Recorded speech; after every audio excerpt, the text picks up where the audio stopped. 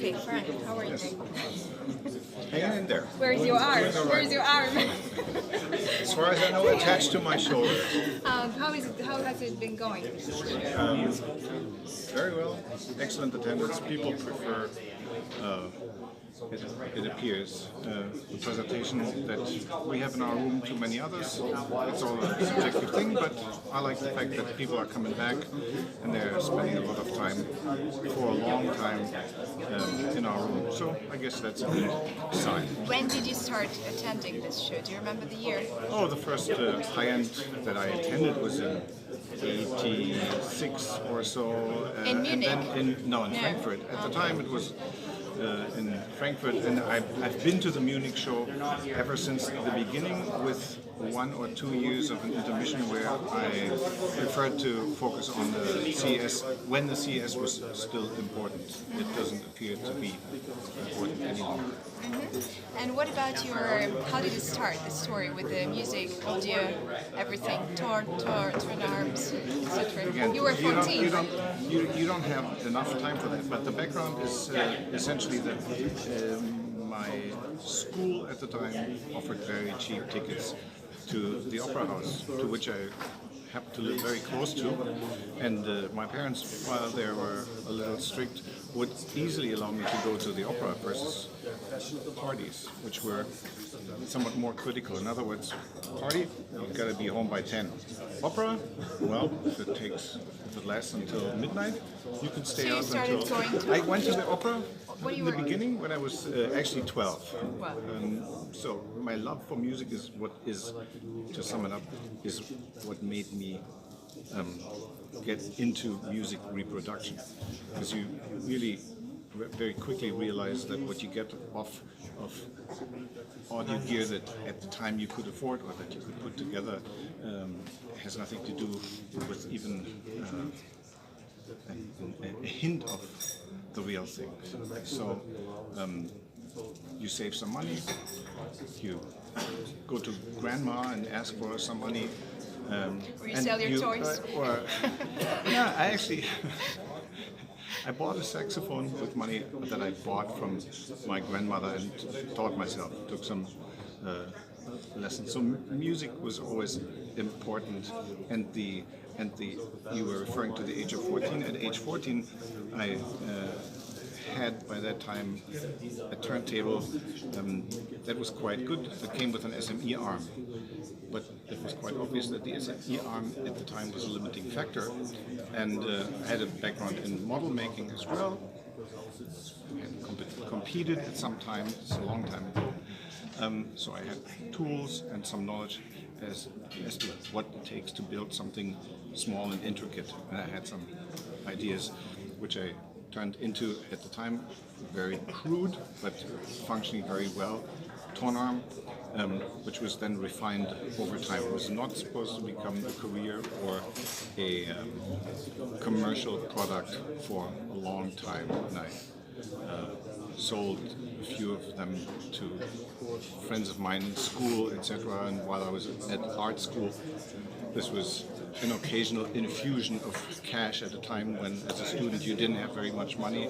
So every time I sold one of those for amounts that by today's standards would be considered super low, I was like, yes, excellent, I can afford this or that. And you play saxophone, right? I play saxophone flute, but I don't have really very much time to do that any longer, every once in a while.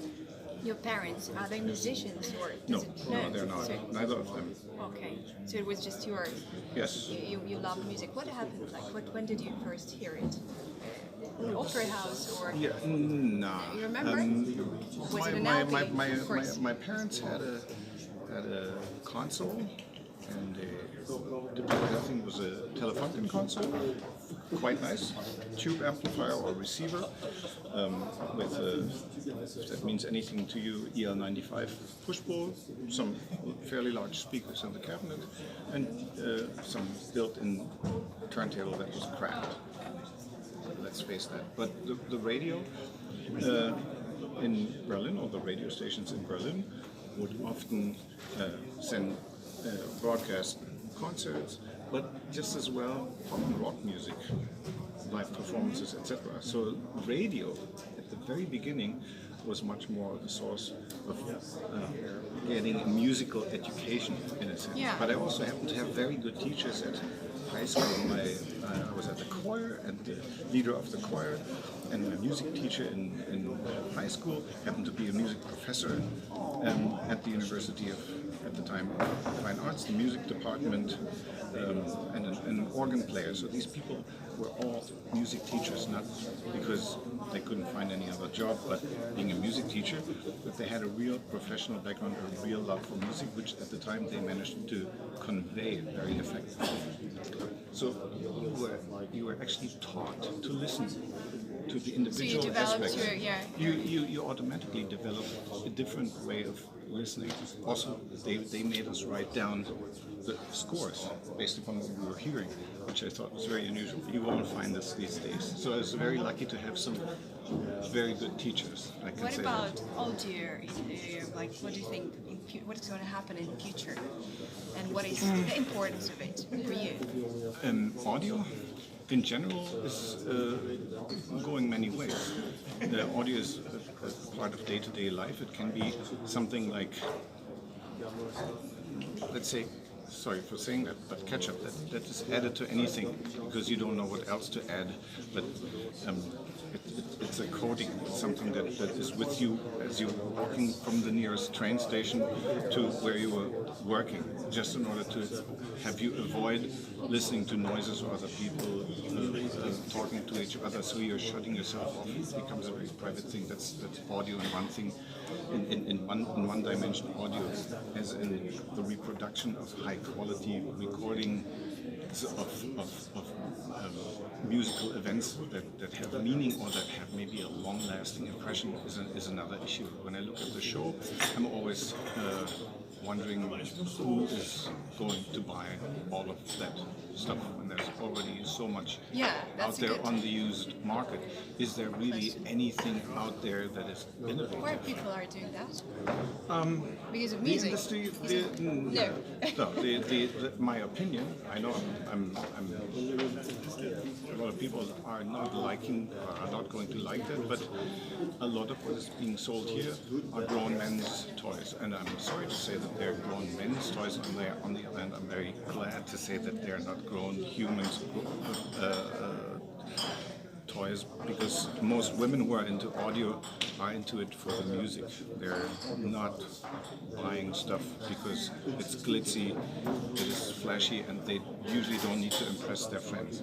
But I know that a lot of people who are walking around here are just on a quest. They're looking not only to improve a performance to which they have no yardstick. That means they don't know what's better. They're being told what's better by the manufacturers, the press, etc. Yes, that's part of advertisement, and why should you not, if you're convinced of that, say that your product is better? You have to, essentially. I prefer the product to speak for itself, but I fully understand why in some cases, and in a zoo like the Four Halls back there, you have to be making noise in order to attract attention, and whether that noise is audible noise or whether it's visible noise makes no difference. So the more outrageous your design is, the flashier it is, the easier it will be to attract a certain type of the crowd. What kind of music do you like now? Do you prefer? Is there something? I have my record collection is, and I'm fooling myself, consists of about 50,000 albums. I have lots of tapes, master tapes as well. I have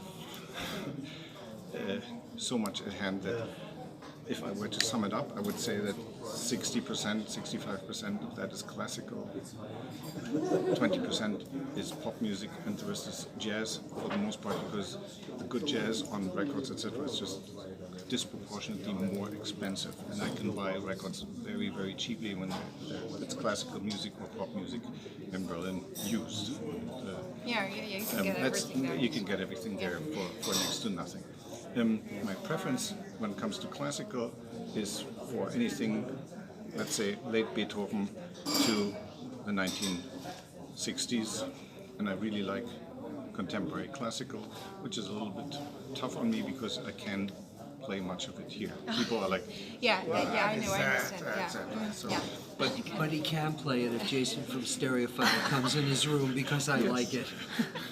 yes. Hey, Jason. That was funny. Well, thank you so much for your time and for this interview. It was very interesting talking to you. My pleasure, absolutely. Thank you. Sure.